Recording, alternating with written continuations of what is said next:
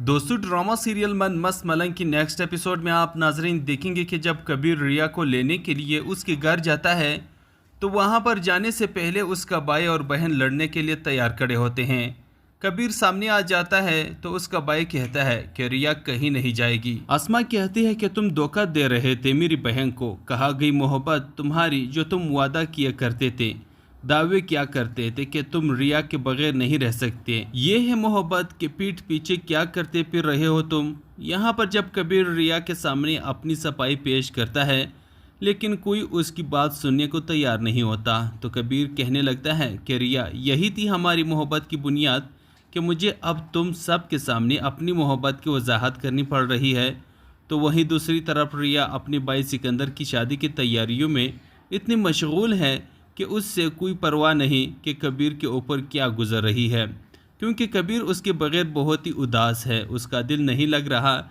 लेकिन ये भी वक्ती तौर पर कबीर को इस बात का एहसास दिलवाना चाहती हैं कि वो उसकी ज़िंदगी में कितनी इम्पोर्टेंस रखती हैं, क्योंकि कबीर ने रिया के अलावा किसी दूसरी लड़की के बारे में कभी सोचा ही नहीं।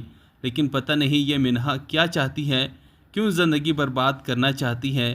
अब की बार तो कबीर मिन्हा से साफ और सीधी बात कह देता है कि अगर तुम आइंदा के बाद मेरे आसपास या मेरे कमरे के भी आसपास दिखाई दी तो तुम्हें वही फेंक के आऊँगा जहाँ से तुम्हें लेकर आया था।